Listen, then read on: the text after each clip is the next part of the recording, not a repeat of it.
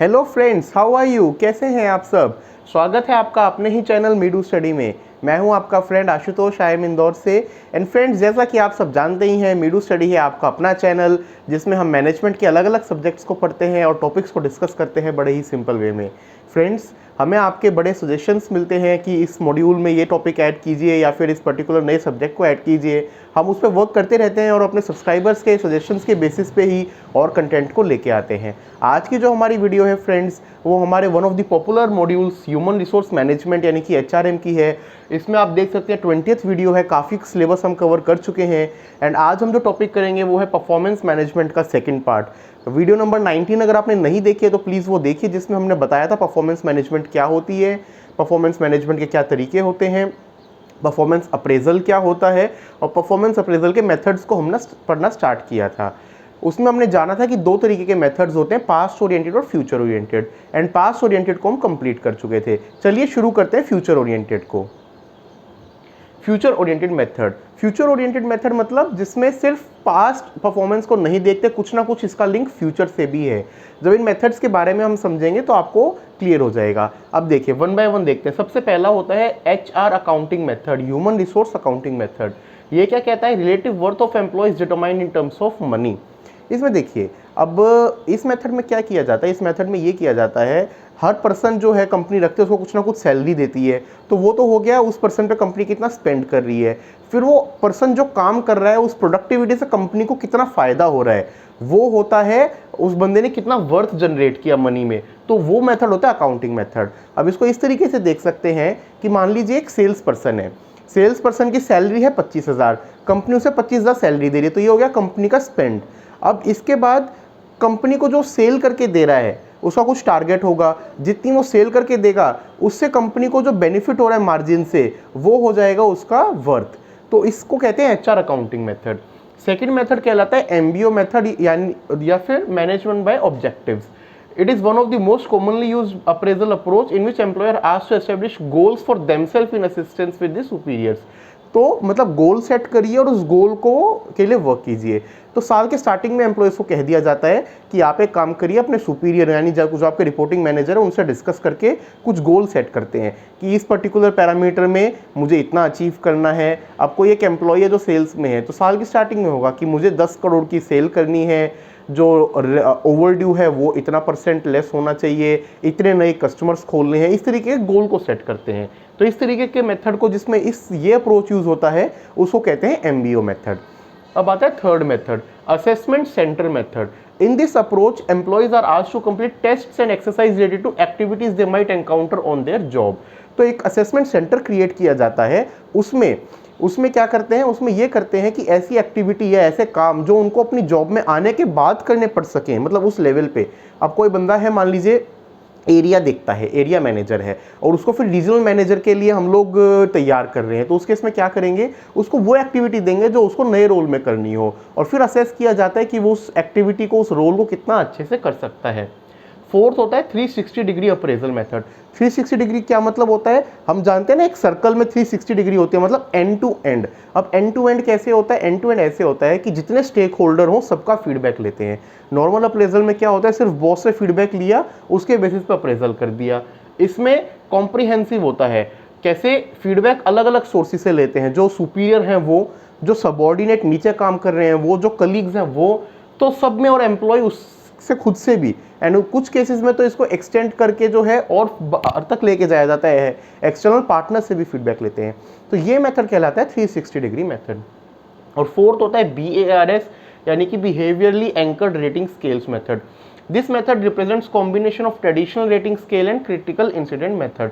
जो हमने past oriented methods में पढ़ा था, ट्रेडिशनल रेटिंग स्केल मतलब 1 to 10 कोई स्केल होगा, उसमें रेटिंग कर रहे हैं।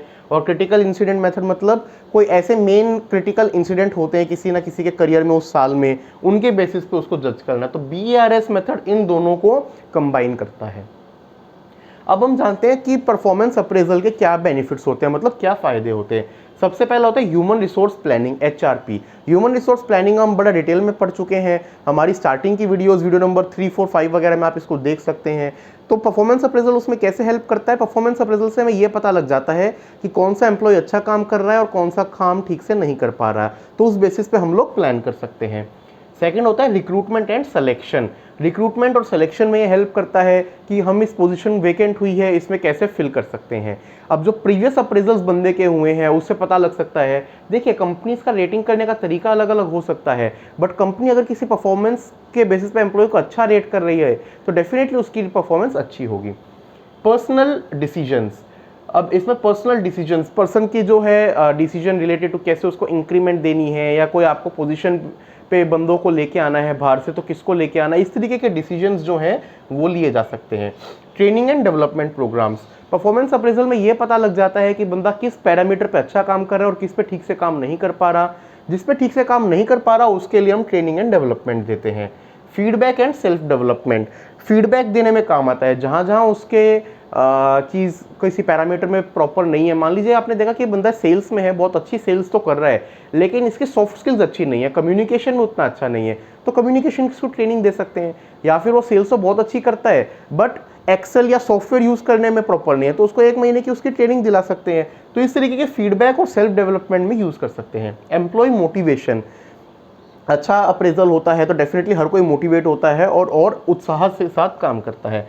Career planning and development, person का जो करियर होता है प्लान करने के लिए, नेक्स्ट लेवल पे लेके जाने के लिए, उसमें परफॉर्मेंस अप्रेजल डेफिनेटली काम आता है। एक डिपार्टमेंट में एक लेवल पे 5 बंदे हैं, उनमें से किसी एक को प्रमोट करना है, तो उसमें बहुत सारी चीज़ें देखी जाती हैं जिनमें पिछले कुछ सालों का परफॉर्मेंस अप्रेजल रिपोर्ट जो है वो भी बड़ा क्रिटिकल होता है। कंपनसेशन एंड रिवॉर्ड, क्या सैलरी देनी है और क्या रिवॉर्ड्स देने हैं, वो स्ट्रक्चर के लिए भी परफॉर्मेंस अप्रेजल बहुत ज़्यादा हेल्प करता है। प्रॉब्लम्स ऑफ परफॉर्मेंस अप्रेजल, अब इतने सारे फायदे हैं लेकिन परफॉर्मेंस अप्रेजल में कुछ ड्रॉबैक्स या नुकसान भी होते हैं। सबसे पहले design and implementation problem, performance appraisal को डिज़ाइन करना और इम्प्लीमेंट करना, काफ़ी लोग इसको फॉर्मेलिटी के लिए लेते हैं। लोग सोचते हैं कि क्या फ़ायदा है, बॉस जो है वो अच्छा इंक्रीमेंट तो अपने फेवरेट को ही देगा, क्यों हम इस प्रोसेस में पार्ट लें। बहुत से सीनियर जिनका टीम साइज ज़्यादा होता है वो भी इसको एक बर्डन के तरीके से लेते हैं। सेकेंड होता है बायसनेस। देखिए, बायसनेस जो है वो एक ह्यूमन नेचर है, सिर्फ ऑफिस में नहीं, आप स्कूल टाइम से देख रहे होंगे, कुछ बच्चे होते हैं टीचर के फेवरेट होते हैं, घर में आप 3-4 भाई बहन है, कोई होगा जो मम्मी पापा का फेवरेट होगा, यही चीज़ ऑफिस में होती है। टीम मेंबर्स में से कोई एक बॉस का फेवरेट होता है, पसंद आता है, तो उसको जो है उसने कम भी आम से काम किया तो भी उसको अच्छा अप्रेजल मिल जाता है। फिर थर्ड होता है रेजिस्टेंस, कई बार जो है आप कितना ही फीडबैक देना चाहें, कुछ एम्प्लॉय होते हैं जो उसको पॉजिटिव वे में नहीं लेते और रेजिस्ट करते हैं, वो होता है रेजिस्टेंस। इनकम्पैटिबल वर्क एनवायरनमेंट, कई बार जो है आप फीडबैक दे रहे हैं, चाह रहे हैं एम्प्लॉय इंप्रूव करे, लेकिन आपकी कंपनी का जो वर्क एनवायरनमेंट है, जो कल्चर है, वही उसको सपोर्ट नहीं करता। लीनियंसी बायसनेस, कई बार जो है लीनियंसी बायसनेस, जैसे हमने बताया कि फेवरेटिज्म जो है वो इसमें एक तरीके का ड्रॉबैक है। रिसेंसी इफेक्ट, रिसेंसी इफेक्ट क्या होता है? रिसेंसी इफेक्ट ये होता है, देखिए परफॉर्मेंस अप्रेजल होता है पूरे साल की परफॉर्मेंस का, 1 साल, लेकिन इंसान की माइंड ये होती है उसको ना हमेशा रिसेंट वाली चीज़ ध्यान रहती है। तो पिछले 1-2 महीने में आपने कुछ बहुत अच्छा किया तो हो सकता है आपका अप्रेजल अच्छा हो जाए, और आपने साल में 9-10 महीने बढ़िया काम किया, लास्ट के 1-2 महीने कोई आपसे गलती हो गई तो क्या होगा, आपका परफॉर्मेंस अप्रेजल खराब हो सकता है। इसको कहते हैं रिसेंसी इफेक्ट। छोटे से एग्जाम्पल से देखिए इसको, स्कूल में जब होता था 3 महीने में पीटीएम होती है, आपने पूरा टाइम अच्छा किया, लास्ट के 2-3 दिन में कुछ शरारत की, टीचर पे इंप्रेशन खराब हुआ, जब आपके पेरेंट्स आए तो उन्होंने सिर्फ आपकी शिकायत कर दी। तो ऐसा नहीं कि आपने पूरा टाइम आपका बिहेवियर खराब था, बट एक ह्यूमन नेचर होती है कि उसको रिसेंट में हुई चीज़ याद रहती है, इसको कहते हैं रिसेंसी इफेक्ट। अब इसके बाद परफॉर्मेंस अप्रेजल खत्म हुआ, अब एक छोटा सा टॉपिक है उसको पढ़ते हैं जो होता है पोटेंशियल अप्रेजल। अब आपको लगेगा परफॉर्मेंस अप्रेजल तो कंपनीज में सुना, ये पोटेंशियल अप्रेजल क्या होता है? It is holistic approach to study the quality of employee in terms of personality, character and intellect. मतलब एक पर्सन की, उसमें मतलब वो जो ऐसा काम कर रहा है उसको नहीं जज करते, उसमें क्या क्या करने का पोटेंशियल है, कैपेबिलिटी है, उसको जज किया जाता है। उसकी ओवरऑल पर्सनैलिटी कैसी है, करेक्टर कैसा है। It helps organization in identifying the potential of employee for higher job position and larger responsibilities। तो इस केस में मतलब कोई सीनियर पोजीशन खाली हो रही है तो उसके लिए आपको जज करना है एम्प्लॉइज़ को, तो टाइम टू टाइम उनके पोटेंशियल को देखते रहिए कि किस में पोटेंशियल है उस पोजीशन को लेने का। It is a technique that informs employee about various aspects like succession plan, future prospect, training development, improvement. Employees को ये सब वो बताता है कि क्या ट्रेनिंग डेवलपमेंट की ज़रूरत है, क्या आपके फ्यूचर प्रॉस्पेक्ट्स हैं. Potential appraisal involves collecting information of performance in previous job and capabilities utilized, such as ability to take initiative, risk taking ability. अब पोटेंशियल अप्रेजल का क्या पर्पस होता है? सबसे पहले evaluate capacity of employee which helps employee to perform efficiently. मतलब उनकी आप कैपेसिटीज़ को इवेल्युएट कर रहे हैं जिससे वो अच्छा परफॉर्म कर सकते हैं. Assesses organisation ability to develop future manager. Team में 10 बंदे हैं, उनमें से कोई फ्यूचर में मैनेजर बनाना है, कैसे कर सकते हैं वो इस तरीके से जज करके कर सकते हैं. Accesses the analytical power of employee which indicates ability to analyze problem and examine them critically. आपके एम्प्लॉयज़ में कितनी एनालिटिकल पावर है, कितनी लॉजिकल रीजनिंग स्किल्स है, उसको जज कर सकते हैं. Builds the creative imagination of employees. Employees को क्रिएटिविटी पैरामीटर पे आप जज कर सकते हैं. Develop sense of reality among employee which refers to individuals way of interpreting a situation. मतलब रियल लाइफ सिचुएशन में पर्सन कैसे वो करते हैं उसको देखने के लिए बहुत हेल्प आती है. Developing leadership skill among employee which refers to ability to direct, control and harmonize with people. तो leadership skills भी डेवलप करता है. पोटेंशियल अप्रेजल की कुछ टेक्निक. सबसे पहला होता है सेल्फ अप्रेजल. सेल्फ अप्रेजल इसलिए, देखिए जब बॉस अप्रेजल करता है तो वो अपने एक व्यू लेंस से, मतलब हमेशा हम ना इंसान दूसरे इंसान को अपने एक लेंस से जज करता है. सेल्फ अप्रेजल में क्या होगा, वो खुद आप उसको जज करने के लिए बोलेंगे कि देख बताओ आपको क्या लगता है, आप में क्या क्वालिटी है, कहाँ आप लैक करते हैं, उसको कहते हैं सेल्फ अप्रेजल. Psychometric test. कई बार इंसान जो है चीज़ों को जज नहीं कर पाते, बट एक साइंटिफिकली डिजाइंड साइकोमेट्रिक टेस्ट होते हैं जिनको साइकेट्रिस्ट, साइकोलॉजी पढ़ने वाले, समझने वाले लोग डिज़ाइन करते हैं, उसमें आप जज कर सकते हैं. Management games. कई सारे मैनेजमेंट गेम्स होते हैं जिनको प्ले करके, जब मैनेजमेंट गेम्स में वो लीडरशिप की, मैनेजमेंट की जो आपको क्वालिटी जज करनी है बंदों में, वो निकल के आती है. और लीडरशिप एक्सरसाइजेज. आप उनको कोई एक्सरसाइज दीजिए, उसमें देखिए कि कौन उसमें लीडरशिप क्वालिटी शो कर रहा है. ये होते हैं कुछ मेथड्स पोटेंशियल अप्रेजल के. तो फ्रेंड्स, इसी के साथ हमारी आज की वीडियो और ये टॉपिक चैप्टर फिनिश होता है परफॉर्मेंस मैनेजमेंट का.